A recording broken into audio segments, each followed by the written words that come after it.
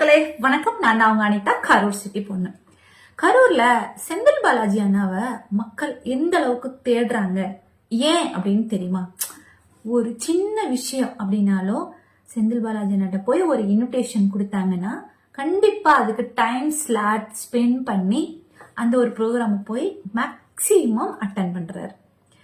இதுதான் அரசியல் கட்சிகள் தலைவர்கள் இதைத்தான் செய்வாங்க.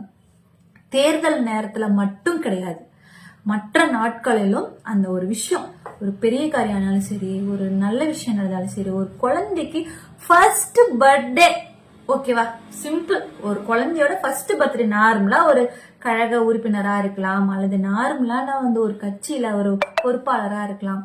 குழந்தை பர்த்டே, ஃபர்ஸ்ட் பர்த்டே இன்விடேஷன் கொண்டு போய் கொடுக்குறேங்க அப்படின்னாலும் அந்த நிகழ்வுக்கும் அவர் வருவார். இதுக்கெல்லாம் அவர் வரணும்ன்ற அவசியம் இருக்கா? போய் நிப்பார். ஏன் தெரியுமா? அன்பு. அது ஒண்ணுதான், அந்த ஒரு விஷயத்துக்கு தான் அவர் அடிமையா கிடப்பார். இது புரியாத மக்கள் என்ன பண்றாங்க அப்படின்னா, இப்போ விஜய் சொன்னாராமா, தாவேகா தலைவர் விஜய் சொன்னாரா, 41 பேர் இறந்த அந்த குடும்பத்துக்கு அந்த IRS அதிகாரி கூட ஒரு பேட்டியில சொல்லியிருந்தார். என்ன சொல்றாருன்னா, நாங்க பர்மிஷன் கேட்டிருந்தோம், 2 மணி நேரத்துல ப்ரோக்ராம் முடிச்சுக்க சொல்லி சொன்னாங்க, இதை இன்னொரு அதிகம் இன்னொரு 1 hour, ஒரு 3 hours மேக்சிமம் முடிச்சுக்க சொல்லி சொன்னாங்க, அதெல்லாம் நம்மளுக்கு செட் ஆகாது அப்படின்னு சொல்லிதான் சென்னைக்கு வர வச்சாங்க. இப்போ ஒரு CM ப்ரோக்ராம், ஓகேங்களா, எத்தனை அது டைம் ஸ்லாட் சொல்லிடுவாங்க, 6 to 8, 8:30 மணிக்கு ஃபிளைட் இருக்கு, 6 to 8 ப்ரோக்ராம், ஒரு 2 மணி நேரம்ன்றது சரி, இன்னும் ஒரு 1 மணி நேரம் அதிகமானாலும் 3 மணி நேரம்ன்றது டைம் ஸ்லாட் வச்சு அந்த டைம்குள்ளார முடிக்கணும்ன்றது ஒரு ரூல். இது கட்சிகள் ஃபாலோ பண்ணிட்டு இருக்கிற விஷயங்கள் காலங்காலமா. இவர் என்ன பண்ணிட்டாரு, இல்ல நாம வந்து இவருதான் அரசியல், இவர்தான் அரசாங்கம், இவர்தான் எல்லாமே, இன்னும் ஒரு தேர்தலை கூட சந்திக்காத மிஸ்டர் விஜய் நம்ம தான் அரசாங்கம் நினைக்கிறாரு, நம்ம தான் வந்து முதல்வர்னு நினைக்கிறாரு. எல்லா பைத்தியக்காரத்தனமான தாட்ஸும் அவருக்கு இப்பவே இருக்கு. அதனால அதோடைய பேர் அழிவு தான் இப்ப நடந்த ஒரு விஷயம். இனிமேலும் இன்னும் என்னென்ன நிகழ்வுகள் நடக்க போகுதுன்னு தெரியல. இதை விட முக்கியமான இதெல்லாம் நம்மளுக்கு பார்க்கதான் போறோம், அதெல்லாம் நம்ம வந்து ஒரு விஷயமா பார்க்கதான் போறோம். செந்தில் பாலாஜி அண்ணா மேல இப்போ ஒரு கரையை தூக்கி அடிச்சுட்டு போனீங்களேடா போற போக்குல. இப்போ ஜனநாயகன் படத்துல போஸ்டர் உங்களுடைய பரப்புரை வந்திருக்கே, இதுக்கு என்ன பதில் சொல்றீங்க மிஸ்டர் விஜய் அண்ட் தாவேகா குழுவினர், தாவேகா ரசிகர்கள், தொண்டர்கள், யாரா வேணா இருக்கட்டும்?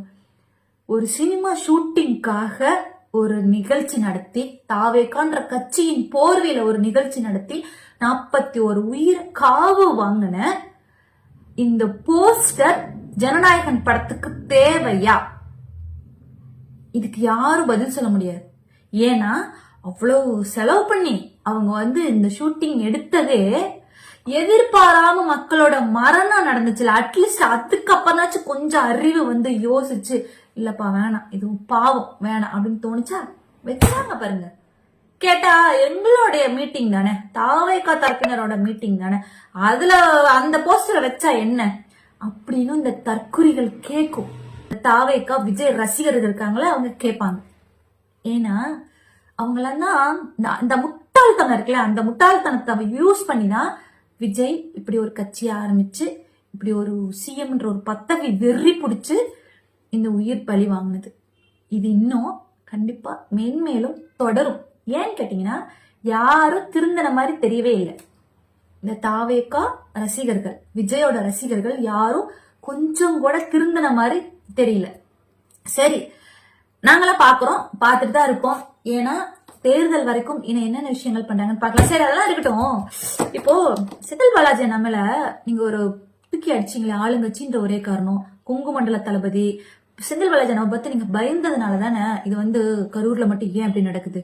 செந்தில் பாலாஜி தான் பண்ணுனாருன்னு விஜய் சொல்லல. ஏன் தெரியுமா? செந்தில் பாலாஜி பேரு சொல்றதுக்கே விஜய்க்கு பயம். எப்படி? செந்தில் பாலாஜி தான் இதை பண்ணாரு அப்படின்னு அவர் சொல்லல, பேரை சொல்றதுக்கே பயம். ஏன் கேளுங்க, பயம் இல்லாம வந்தாரு. இந்த ஊர்ல ஒருத்தர் இருக்காராமே, முன்னாள் அமைச்சர், இந்நாள் அமைச்சர்லாம் இல்ல, அவர் வெறும் கரூர் மாவட்ட கழக செயலாளர் தான், முன்னாள் அமைச்சரா இருந்தாரு, 24 மணி நேரம் CMக்கு கொண்டு போய் கொடுக்குற ATM மிஷினா இருந்தாரு.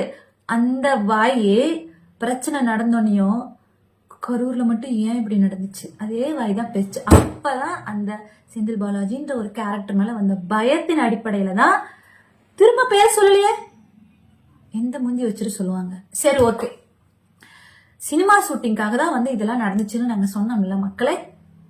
ஏன் மக்களே நீங்களாம் நம்பல? இப்ப ஜனநாயகன் போஸ்டர்ல வந்துருச்சா? அந்த கூட்டத்தை கூட்டி இப்படி ஒரு பேரழிவு நடத்தி, சரி இந்த தாவேகா ரசிகர்கள் மிஸ்டர் விஜய் உங்களை நான் கேட்கிறேன், ஆதவர்ஜன் உங்களை எல்லாம் கேட்கிறேன், மக்கள் பரப்புரை, ஒரு மாவட்டமா போற மக்கள் பரப்புரைனா என்ன? லூசு பயலுகளடா நீங்களா? சொல்லுங்க. சேலத்துல இருந்து பஸ் வச்சு வந்திருக்காங்க, மேட்டூர்ல இருந்து பஸ் வச்சு வந்திருக்காங்க. அவங்க எல்லாம் அந்த 39 குடும்பம் வந்த லிஸ்ட்ல அவங்க எல்லாம் இருக்காங்க இல்லையா? சேலத்துல இருந்து பஸ் வச்சு, மேட்டூர்ல இருந்து பஸ் வச்சு, நாமக்கல்ல இருந்து பஸ் வச்சு. ஏண்டா கரூர்ல மக்களா இல்ல கரூர்ல? ஏன் அப்படி என்ன ஒரு பயம்? செந்தில் பாலாஜி என்ன பார்த்தா இன்னும் கூட்டத்தை கூட்டணும்னு சொல்லிட்டு எங்க இருந்தோ கூட்டு இவ்வளவு பேரு இப்படி ஒரு பேரழிவை ஆரம்பிச்சு இப்படி ஒரு நடத்தி அதையும் திரும்ப தூக்கி சினிமால வச்சு இங்க பாருங்க போஸ்டருக்கு போட்டிருக்கீங்க பாருங்க.